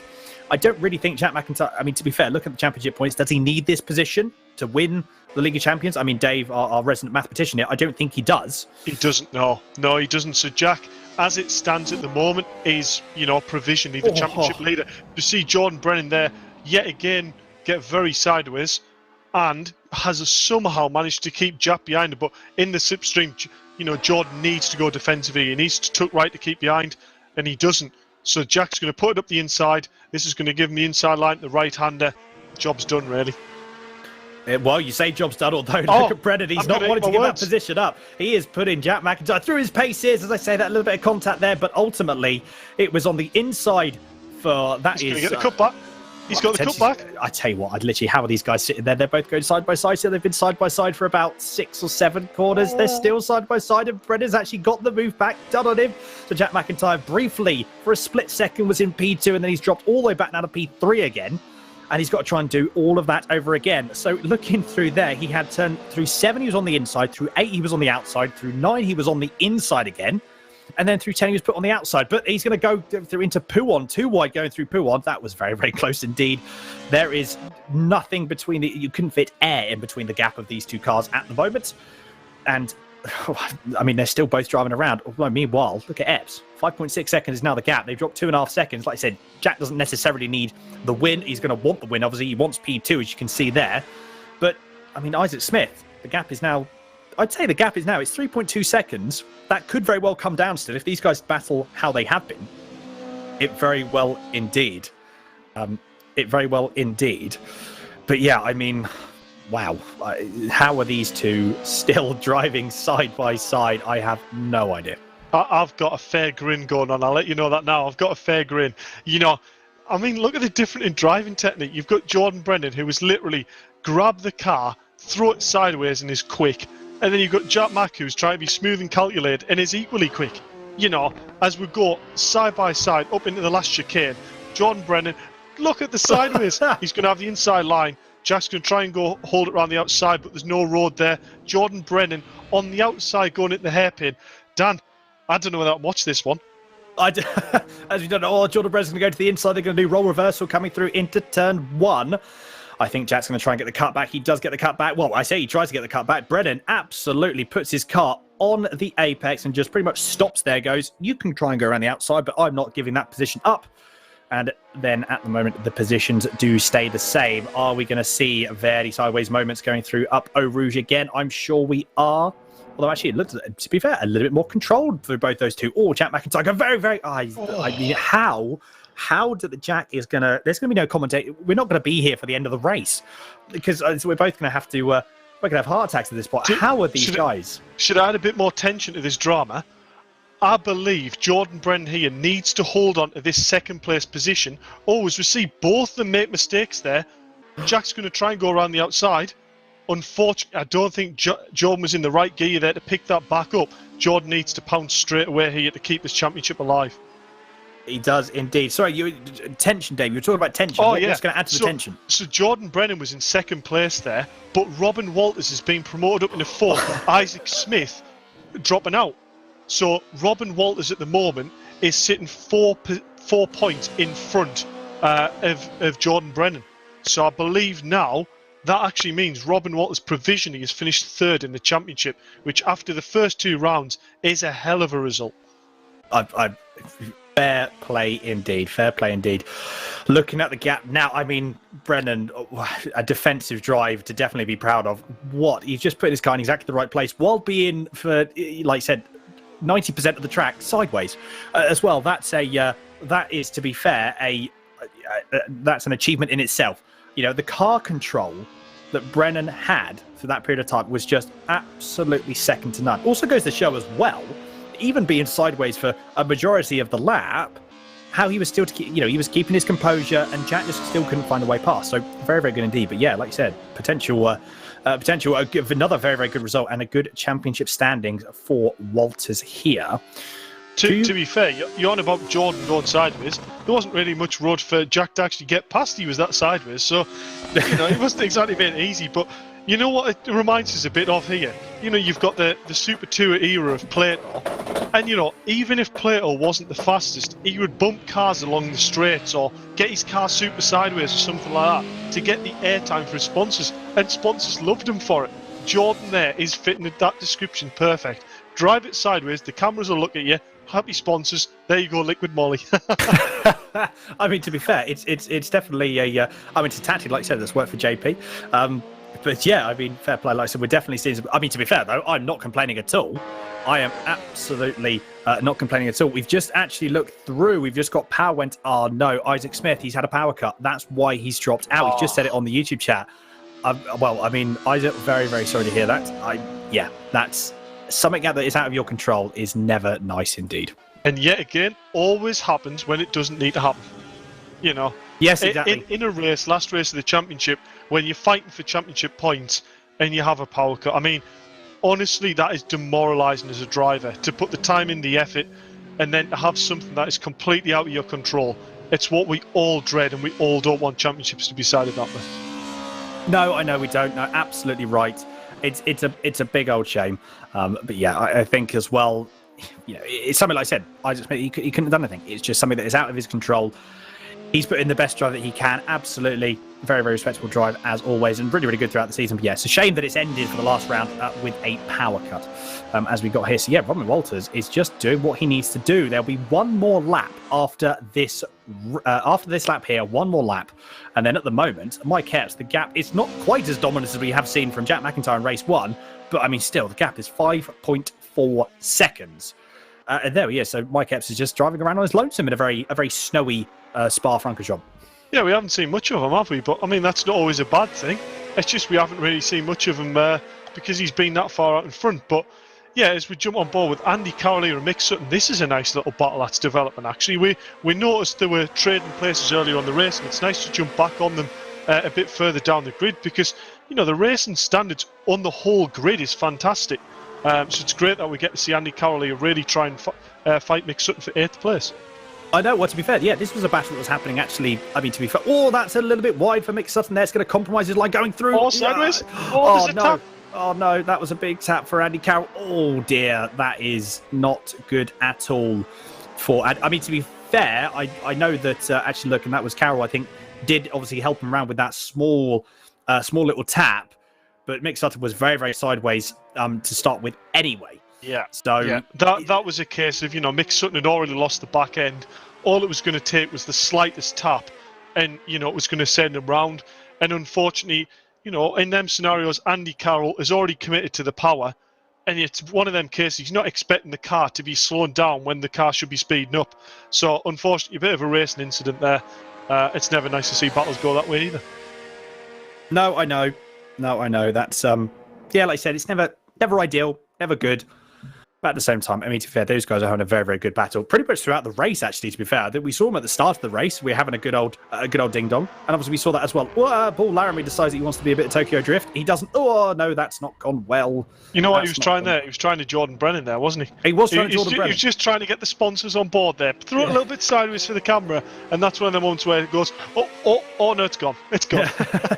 I mean, to be fair as well, though, it's one of those things, I think, where it's probably it's okay to have a bit of a sideways moment, especially in the Alpha. Anything more than that, a controlled sort of slide, that's when the Alpha becomes a little bit upset because the four-wheel drive at that point is a little bit confused. They doesn't really know what to do, when to put power. It just sort of like gets all, like I said, chop and change. You find that power gets thrown to the front, to the back, to the side, and it all sort of goes a little bit wrong. So actually, I did find out through a bit of testing, actually, and I noticed why the Alpha is so hard to catch when it does go sideways. And it didn't dawn on me early enough in the championship to commentate on it. But it's because it's four-wheel drive, it obviously has drive shafts in the front wheels. So the steering lock on the Alpha is significantly less than the Beamer or the Mercedes. It just doesn't have the lock to counter-steer if you do lose the back end. Because obviously, you've got big drive shafts in there and the wheels just don't want to turn. Or they run out of lock, sorry, because of the CV boots. So there you go. Well, I mean, you know what? I mean, as you say, it makes sense. But yeah. Well, there we go. So that'll be why. That there's been a little bit of trouble there, as we got Robbie Stapleford. Oh, that's a very sorry-looking BMW, isn't it? That's not a good-looking BMW. It's definitely seen better days. but still a respectable drive, P5 for him. But yeah, Robin Walters is just, I mean, the gap was closing down at Jordan Brennan. I mean, another potential, maybe probably not even that much, maybe 3 or 4 laps. Yeah. I know that's about 10 minutes, but honestly, great racing from Robin Walters there. He was patient. He's brought it back through. But yeah, Mike Epps, 4 seconds ahead of second place. He did exactly what he needed to do this race. Brought home the win, but unfortunately, it's a little bit too late. Jack Mark's second place, solid result, and that is provisionally the championship win. Jordan Brennan coming home in 3rd place. Now's the time you can go sideways, Jordan. Throw it sideways on the cool down. And Robin Walters bringing up 4th place. Phenomenal drive. Yeah, very good stuff indeed. Very good indeed. Max Edmondson in P6 with Dorman 7th, as you can see currently on your screen now, going to the bus stop for the final time with Carroll in P8. Mick Sutton P9 and then Laramie in P10. Obviously 2 DNFs, unfortunately, with Smith with a power cut. And Mellors, again, interesting enough, we'll probably see it, we'll probably hear about it after the race and what the what the issue is, excuse me. But I reckon it could potentially have been, I'm going to put money on a hardware failure, but we will see about that. But yes, a very, very, very good stuff indeed. Great racing. Yeah, here are your full results. Mike Epps does take the win for race 2. Jack McIntyre in 2nd position. And Jordan Brennan, a very, very good drive indeed, rounding out the top 3. We do have Robin Walters P4, Robbie Stapleford P5, Edmondson P6, Dorman P7, Carroll 8th, Mick Sutton in 9th, and Paul Laramie in 10th. And yeah, as you can see there, we have Isaac Smith with one of the DNFs, along with Andy Mellors. So yeah, a little bit of shame for both of those two. However, again, as we have seen for the entire championship, some amazing racing. Yeah, it is, isn't it? I'm looking forward to going down the interviews and having a talk with the guys. And DTM's has really proved, for all the racing, it can maybe be closer in some of the other same class cars. These for spectacles, for watching, is fantastic. We're not going to see another car as sideways as Jordan Brennan in the rest of the championships, are we? No, absolutely. It's really, really is. It's been fantastic, and it's everything about it's just something so appealing. There's something so appealing about classic DTM cars and all these different cars as well, because they were so close. They were so close, which I think is the main thing. And credit to yourself as well, Dave, with the BOP. Very good indeed, and it provides some great racing. But I do believe we do have the top 3 in the commentary booth. Looking right. We'll go and jump down. Have a look. And we're jumping to our interview booth. And we'll go to our 3rd place man, probably more like a Colin McRae, Jordan Brennan. Did you go off opposite lock there? No. Nah. The interesting thing was, we were talking about it and we were saying, Jack's finding it quite hard to get past Jordan here. And I'm going, well, it's quite frankly, there's no track left. He's that sideways. Jack goes for a look around the outside and you just throw it sideways in front of him. So, your sponsors will be happy because you got enough screen time. Yeah, that's good for them. Yeah, I don't know. I was really struggling with the car to get the pace out of it, but I had a lot of fun driving it, so I was happy with that. Yeah, I know when you were choosing the cars at the start of the season, you said, you could probably choose the Mercedes, which you probably thought was a little bit quicker, or the Alfa was the safe choice, but you went, you know what? I want to choose the Beamer because it's the most fun, that car that I think it is, and why not choose something that you find fun rather than what necessarily might be the quickest? And you definitely proved that today, but you definitely didn't make it easy for Jack, did you? No. I thought, right, I know he's got the pace, and so I just thought he already had a win here, so we'll try and hold him back as much as I can. Make the championship a bit more interesting. I don't actually know what the points were between Jack and Mike. But yeah, so with the positions, Jack's actually provisionally take the championship win.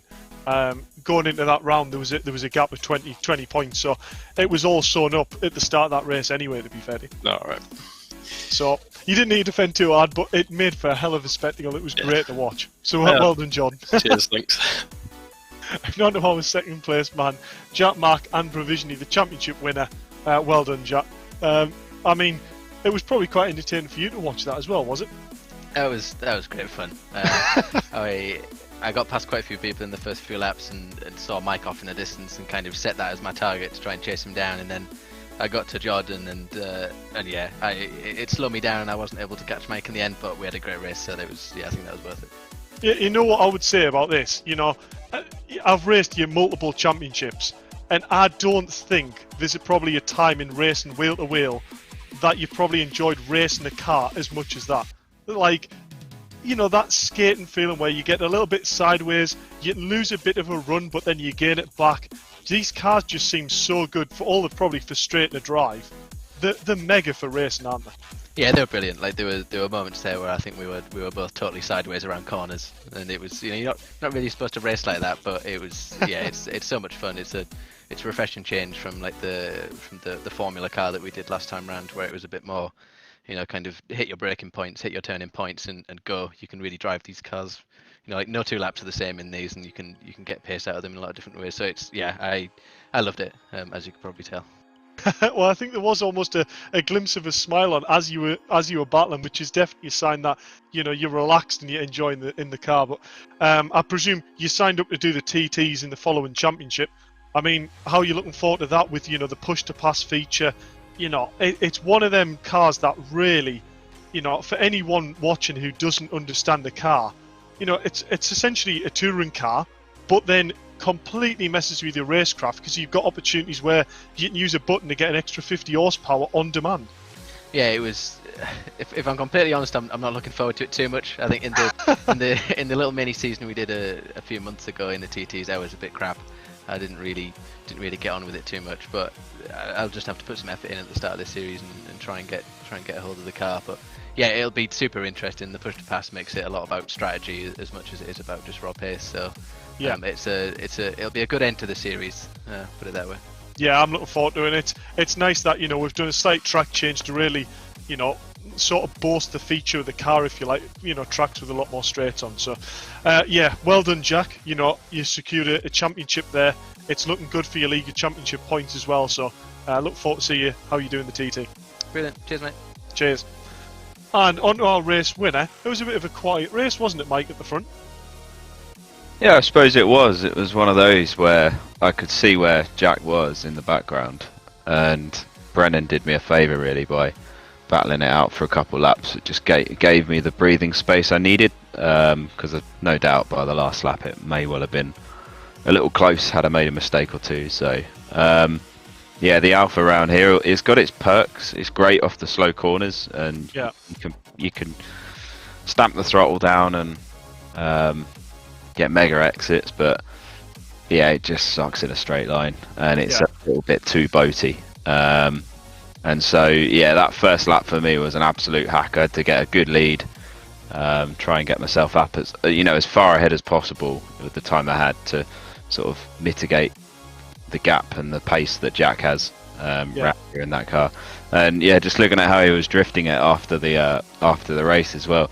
You'd think a four-wheel drive car you could have some fun doing that, but it hasn't got enough power for the amount of grip it's got as a four-wheel drive car, so you can't even drift it properly, to be honest. You can, but you kind of just slide off the road.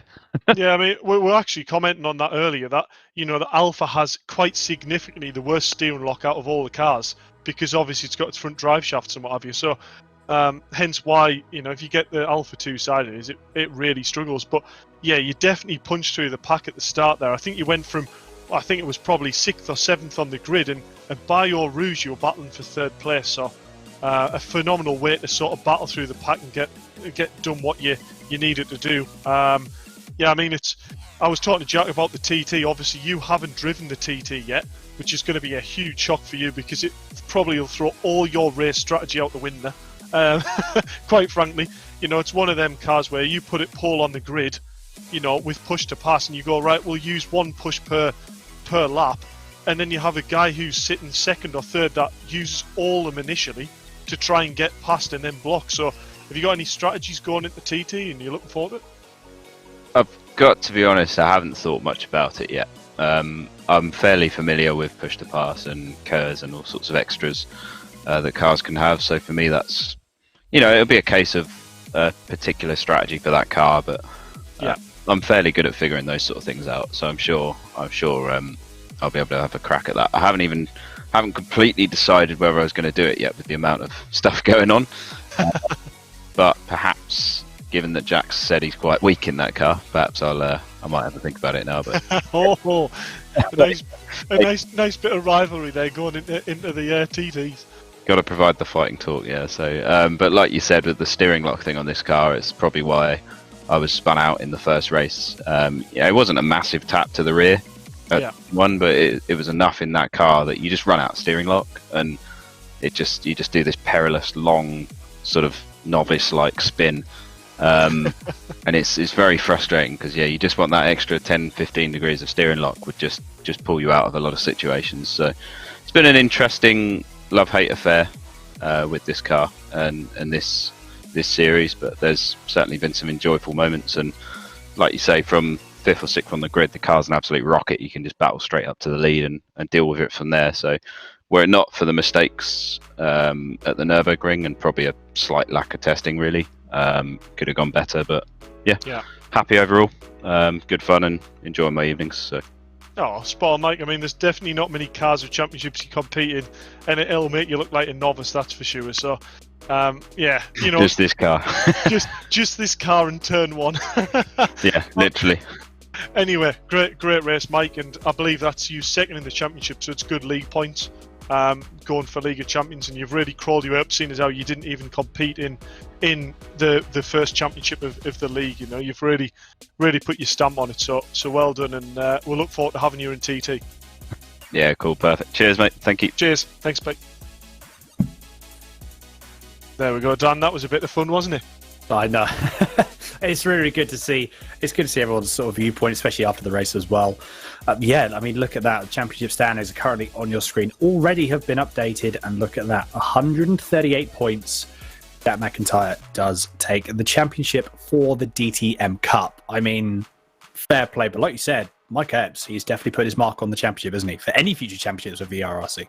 Yeah, for sure. And, you know, that Robin Walters and Jordan thing is exactly what I was on about. I'd worked out that, you know, it was going to be incredibly close, you know, and all Jordan had to do was keep Jack Mack behind him. Unfortunately, that didn't happen, and it meant Jordan's lost out to third place by 2 points. You know, it's not a lot at all.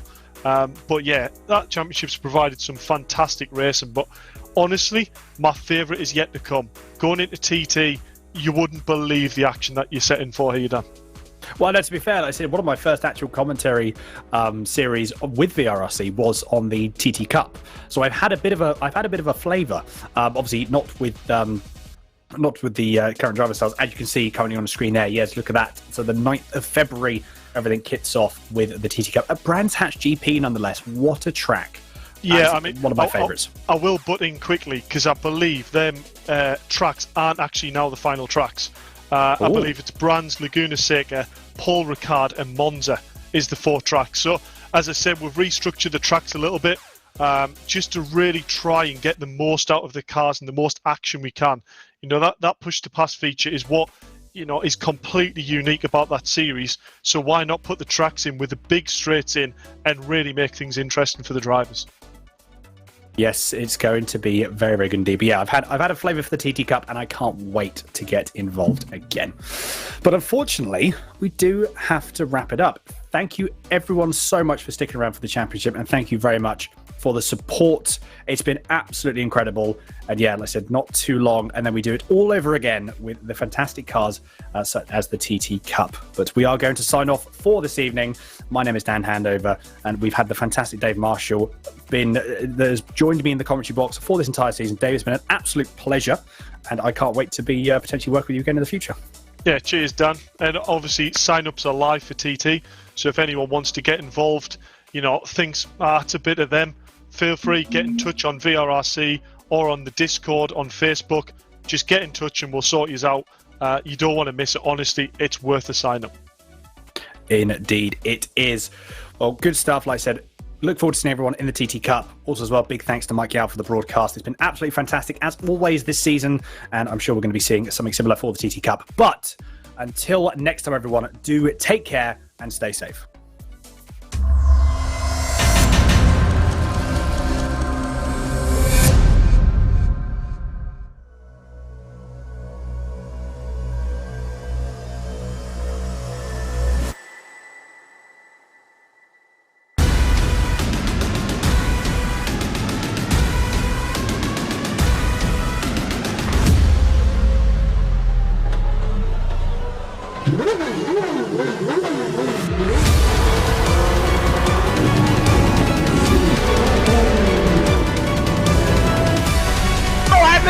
The inside of Coates. Parker gets too heavily involved. And that's Whitehead and Coates.